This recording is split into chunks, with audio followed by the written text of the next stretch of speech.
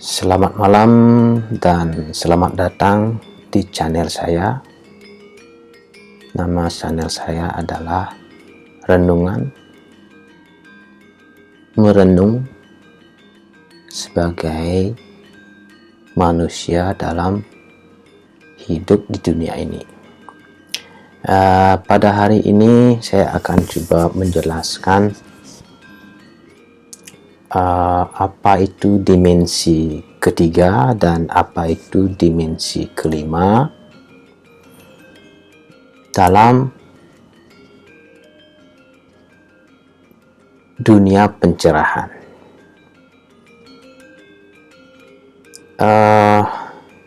Kita mengalami kehidupan di dunia ini adalah karena ada perputaran bulan dan matahari, di mana bulan itu adalah sebagai ibu kita dan matahari itu sebagai ayah kita. Itu yang diuraikan dari para pendeta, para resi, atau orang-orang yang sudah mempunyai kesadaran tingkat tinggi. Nah, sekarang apa yang dimaksud dengan dimensi ketiga? Kata dasarnya dimensi ketiga itu yang saya maksud di sini, kata kuncinya adalah sukses. Dimensi ketiga itu adalah dunia kita sendiri dengan makhluk-makhluk manusia, binatang, tumbuh-tumbuhan, dan semua makhluk hidup yang ada di dunia ini yang mempunyai sifat keserakahan yang sangat tinggi. Yang dimaksud di sini adalah kenapa saya bilang kata kuncinya sukses. Jadi setiap orang akan membanggakan seseorang atau dirinya akan kesuksesan. Kesuksesan di dunia ini itu tidak jauh dari semua angkara atau momo angkara atau sifat rakus yang dimiliki oleh manusia. Entah itu mencari kekayaan, entah itu semua hal-hal yang menyangkut dirinya akan sifat rakusnya untuk semata-mata memperpanjang kehidupannya.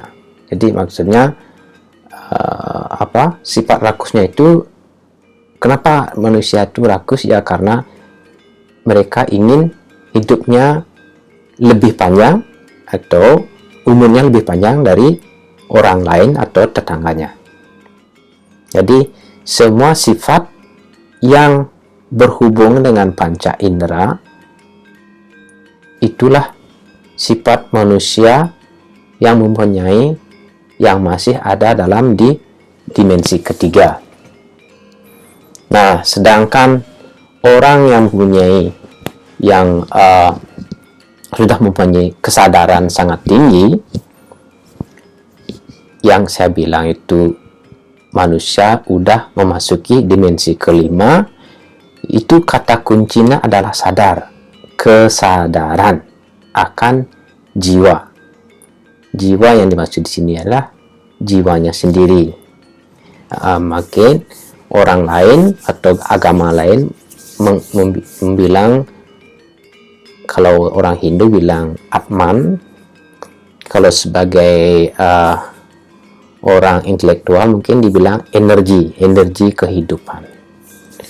Itu kata dasarnya. Kalau dimensi kelima, kata dasarnya adalah spiritual. Nah, spiritual itu kan bahasa Inggris, kata dasarnya spirit, yaitu jiwa. Kenapa dimensi kelima ini yang disebut spiritual, yaitu ya untuk jiwa yang sudah mengenal dirinya sendiri, yaitu jiwa energi dari alam semesta. Ini ada kaitannya dengan kebangkitan spiritual, spirit, jiwa, atman, kesadaran akan Tuhan yang ada dalam diri sendiri, gitu. Jadi yang termasuk dimensi ketiga yaitu semua yang berkaitan dengan panca indera. Kenapa? Kalau kita umpamanya ingin sukses di dunia ini, ya pasti banyak kaitan dengan kekayaan. Terus itu keinginan untuk menguasai sesuatu yang lebih banyak dari orang lain atau dari tetangganya. Dia ingin kelihatan mewah dari tetangganya. Maksudnya itu dia tuh sifat rakusnya sangat tinggi. Terus kalau makan yang enak. Nah, yang enak-enak itu, semua yang ada enak-enaknya itu adalah sifat manusia yang mempunyai dimensi ketiga. Umpamanya kalau orang yang punya dimensi kelima, dia itu tidak bisa makan yang enak, tidak usah makan yang enak. Kenapa? Karena makanan itu enaknya hanya di mulut.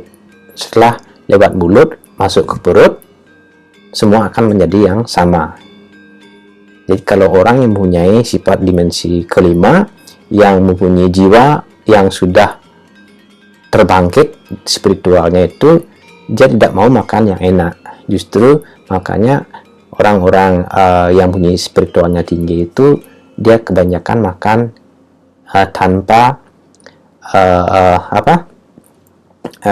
meat, daging.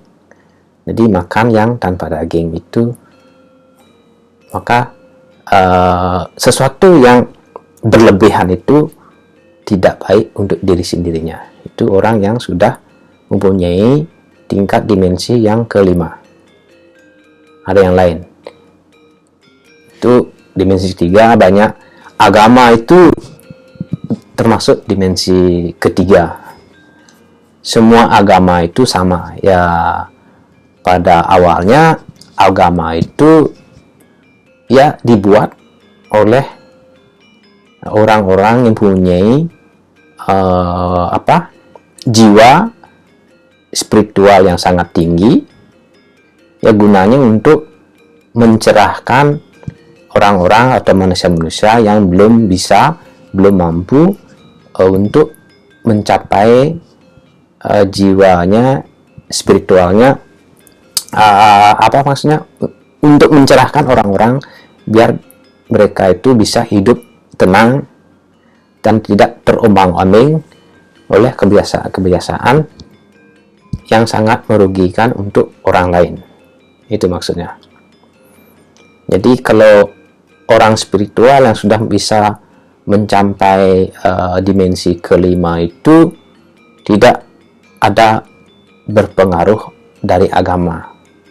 Dia tidak ada kepercayaan atau dia tidak mengenal agama lagi. Yang dia kenal adalah jiwanya sendiri.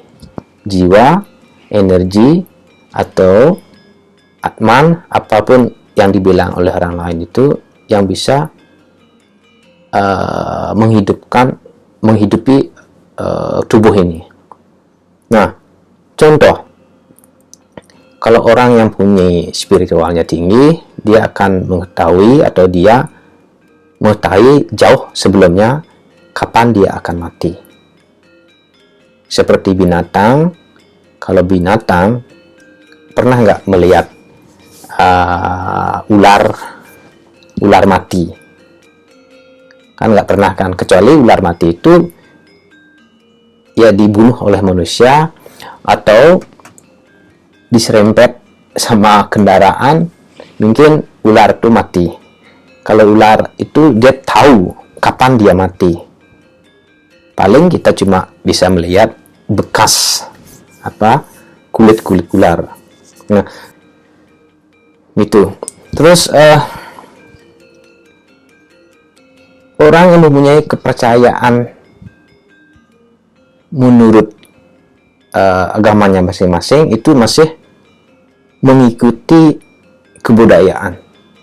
Itu belum bisa dimasukkan ke dalam orang yang punya dimensi kelima. Kalau dimensi kelima itu dia akan mengikuti apa kata hatinya, intuisi yang ada dalam hati. Dia akan mengiyakan apapun kata orang, tapi dia tetap mengikuti intuisi yang ada di dalam dirinya. Dia percaya dengan jiwanya sendiri. Terus pendeta atau resi, maksudnya gini, kita tidak usah harus menjadi pendeta atau menjadi resi atau menjadi ulama, menjadi apapun. Yang penting kita itu sadar. Nah, kesadaran akan jiwa kita itu, kita akan bisa memasuki dimensi kelima. Contoh, orang yang mempunyai dimensi ketiga, dia akan bersih tegang akan kemampuannya. Kemampuannya itu apa? Oh, kalau saya bisa menjadi gini, saya akan menjadi nomor satu, harus menjadi nomor satu. Kalau orang yang mempunyai dimensi kelima, dia tidak mau mengalahkan orang lain. Dia tetap pada apa yang terjadi, mempercayai apa yang akan terjadi adalah sebagai sifat dari sifat alam semesta. Dia akan menerima apa adanya. Nah, kalau kita bisa ambil contoh, kalau orang dimensi 3, dia akan ingin menjadi orang nomor satu dalam hal apapun, dalam keuangan, dalam industri, apapun itu dia akan ingin menjadi nomor satu. Dia harus mengalahkan orang lain. Nah, contoh, umpamanya saya punya balon, saya bisa tiupnya sebesar ini. Nah, kalau orang yang mempunyai dimensi ketiga, dia akan meniupnya sebesar yang dia inginkan. Jadi, balon kamu segini, balon saya besarnya segini. Jadi, balon saya itu lebih besar dari balon kamu. Jadi, besarnya balon saya dengan balon kamu itu bisa ditentukan dengan kekuatan untuk meniup balon itu. Nah, kalau balon itu pecah, kita tidak bisa membilang mana angin saya, mana angin kamu. Ini menjadi dimensi kelima. Kalau dimensi ketiga, balon saya lebih besar dari balon kamu, karena masih bisa dilihat dengan mata. Tetapi kalau balon itu pecah, kita tidak bisa bilang ini angin saya, ini angin kamu, karena kita tidak bisa melihatnya. Jadi sama juga dengan manusia. Saya lebih kuat dari kamu, saya lebih kaya dari kamu. Tapi kalau kita sudah mati, jiwa itu sama, tidak ada bedanya. Tidak ada bisa yang menentukan jiwa yang siapa yang lebih besar, jiwa siapa yang lebih kaya, jiwa siapa yang lebih berguna, itu tidak ada. Nah, itu perbedaan yang sangat mencolok.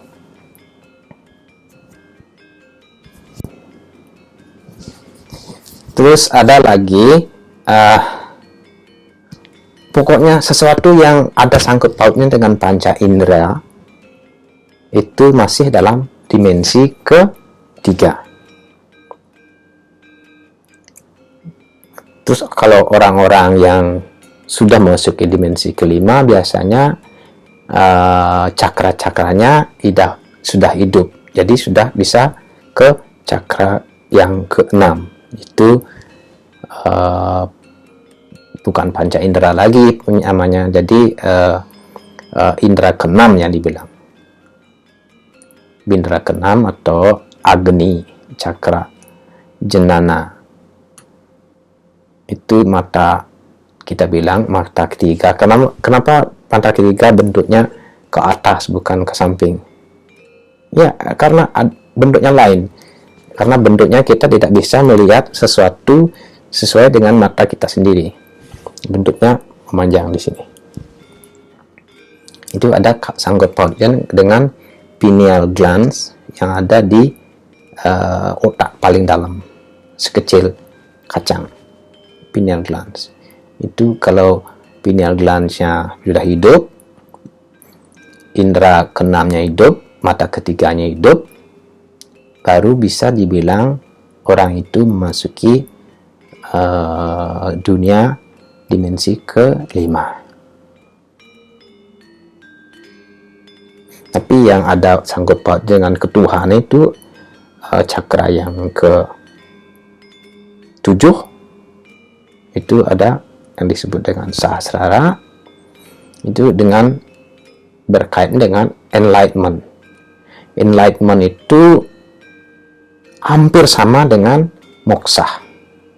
Kalau dia sudah sampai puncaknya kesadaran akan jiwanya, secara tidak langsung dia itu akan moksha. Moksha yang dimaksud adalah dia akan meninggalkan badannya untuk menuju yang lebih atas.